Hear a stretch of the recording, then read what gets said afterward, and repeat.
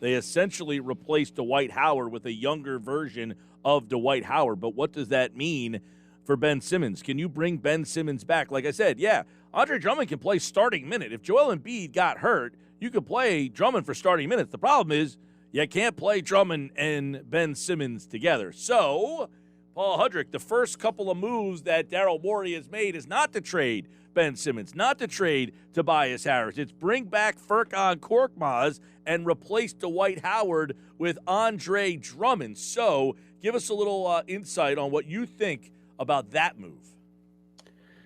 The Drummond move, man, I was as surprised as anyone. I kind of there is a world where I see it making sense. At the same time, we just talked to Daryl Morey after the draft, and he said to us, why he made the second round picks he did is he wants big men that are switchable and that can stretch the floor. Andre Drummond is neither of those things.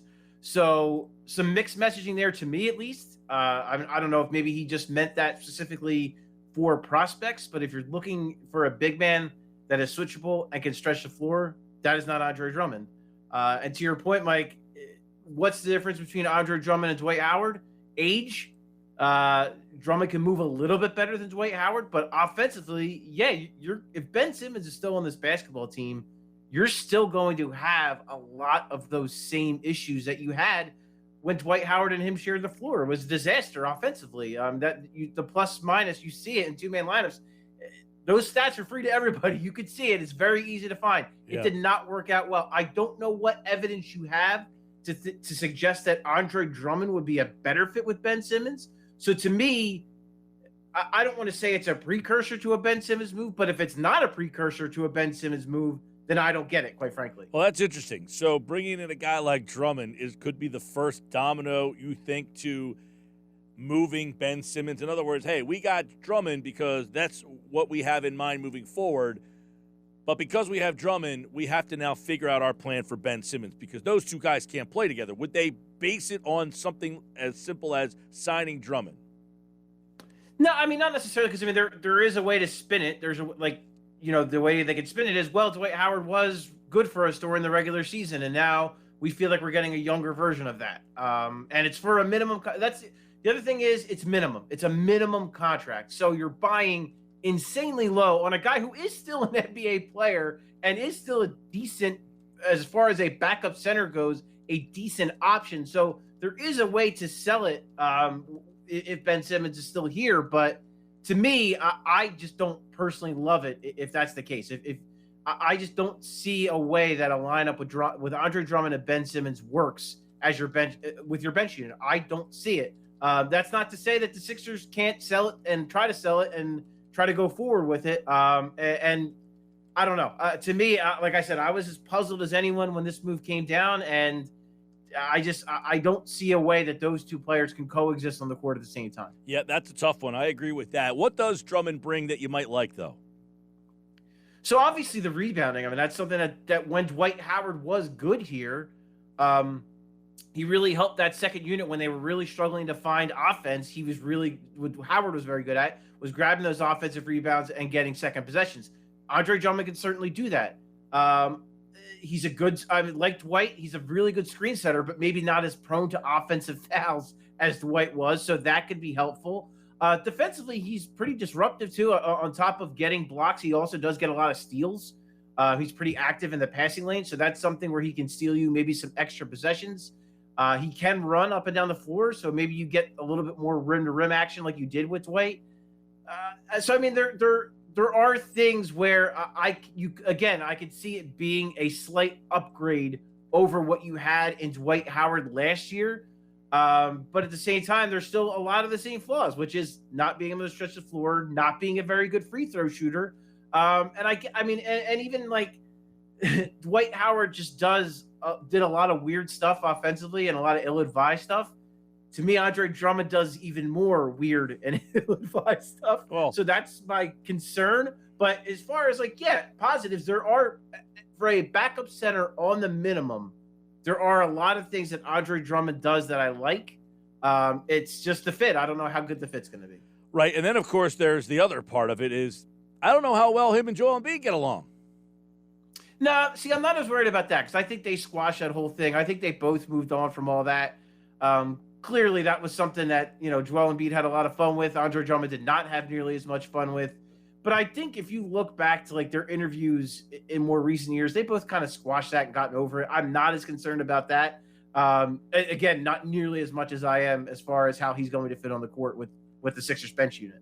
All right, so Drummond is here, and they get him at the minimum. I mean, you get a guy, in Cleveland last year, he was scoring 17 points and grabbing like 14 rebounds. I mean, he was a double-double machine and a high-level one. So there is something of value at the minimum salary. That being said, they bring Korkmaz back at a pretty reasonable deal. Would you have rather seen them move on and try to find another option, or are you okay with what they brought Korkmaz back for? So to me, I don't think it's a bad deal. Let me preface that. I don't think it's a bad deal for the Sixers, especially when you see how much shooters with size are getting around the league. You saw, he's not obviously Duncan Robinson, but you saw the money that Duncan Robinson got, and you see what Korkmaz got. And I don't think the gap between how good they are and their financial gap is the same. So I want to say that off the top. But at the same time, I do think there might have been a way to perhaps improve upon that, or just try something different. Like you just saw Malik Monk got signed by the Lakers. I would assume on a minimum contract. A guy like that, who's a former lottery pick, who shows a lot of shot creation ability, who last year looked like a really good microwave scorer off the bench for Charlotte. Why not take a flyer on a guy like that as opposed to bringing Korkmaz back, who you know what he is, but you also know his limitations. And I don't know, like, I could see another team convincing themselves that Furkan Korkmaz is still ascending, but you can't convince me of that. I think he is what he is. I think he's is a very streaky player. When he gets hot, he's really hot. But I still think there's a lot of inconsistencies in his offensive game. I don't know how good he is as a creator or in those situations. And I still worry about, although he has improved, I still worry about him on the defensive end of the floor. Now, don't get me wrong, those issues would exist if you brought a guy like Malik Monk in as well. But I just think, I think a change would have been good. I think a mix-up would have been good. Again, a shot creator, I think would have been more valuable to me than Furkan Korkmaz. But with all that said, it's not a bad signing. It is good value for a shooter. So it's not a bad signing at all. Yeah, I was going to say, one of the things with Ben Simmons that I think, the business aspect of the Sixers, the business owners of the team saying, do we want to go through another regular season where our fan base essentially will say, I'll only believe it when I see it in the playoffs? Essentially, an 82-game slate that they have no interest in until they get to almost the second round of the playoffs. Bringing Korkmaz back just adds to, you didn't do anything to give me a reason to want to kind of grab onto this team. That's the one kind of head-scratching thing there. But I guess Rory's looking around. Is there any move that's been made out there that you are looking at and saying, I'm wondering why he didn't go down that road? Just to change it up. Yeah, Gorgui Dieng is a guy who just signed with the Hawks, who I would have had a lot of interest in. He didn't sign for a lot of money. I think it was like $4 million. I get the difference of, again, you signed Andre Drummond to the minimum, but does nothing to your cap. If you sign Jiang, then you have to worry about, you probably have to sign him with part of your taxpayer exception. And in that case, you would be out on Danny Green, I would think. So that kind of muddies the waters in that regard. So I guess there's not, if I'm being honest, for me, there's not a lot where I said, man, I wish Daryl Morey really would have gotten in on that. There's not a lot of that yet. With that said, there are guys starting to get signed, and it does make you worry a little bit. But all it's got to be, Mike, is one signing or one move that moves the needle for the Sixers to make you say, okay, here we go. Whether that is, a big trade with Ben Simmons and you get, I don't know, whatever you get, and it's a good return, or bringing back Danny Green and maybe getting another veteran, on a minimum or something like that, or again, using part of your mid-level exception. So all it takes is a couple moves to maybe get people to buy kind of back in.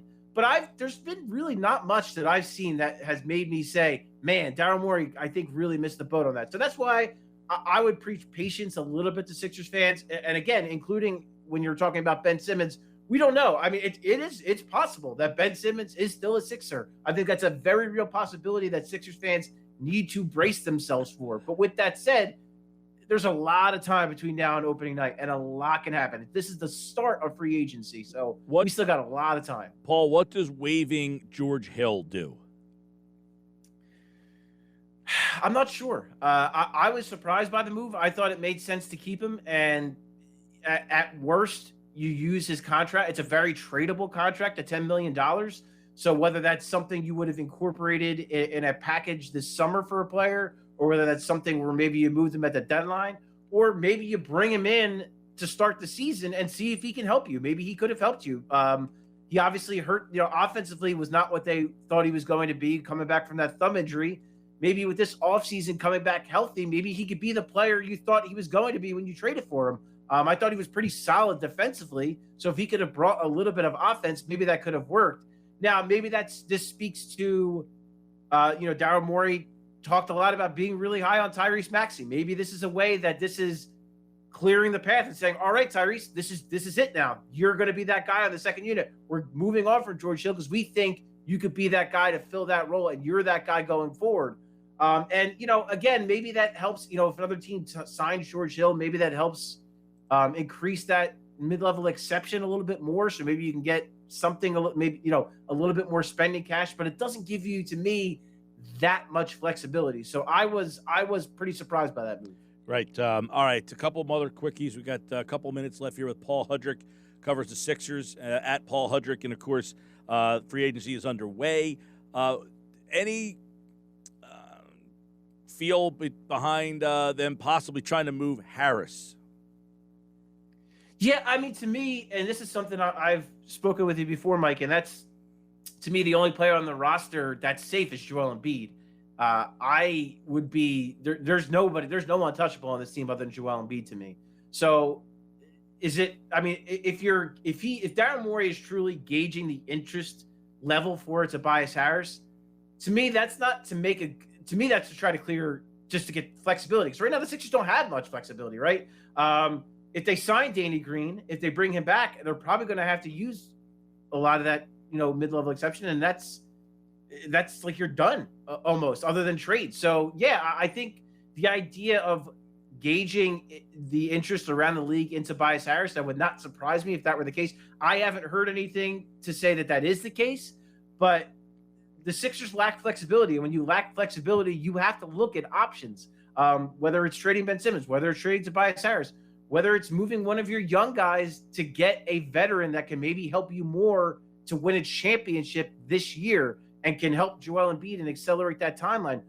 I think everything is on the table.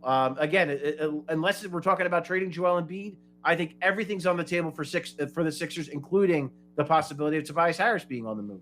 All right, last one for Paul here is obviously you look at all the offers that were out there on draft night, the Warriors, the Raptor stuff. So is that Morey basically saying we're not moving Ben Simmons? Do you get that feel from some of those offers that were out there, that he's throwing multiple first-round picks, this guy, that guy, this guy? In other words, we're not doing anything unless you really knock me over.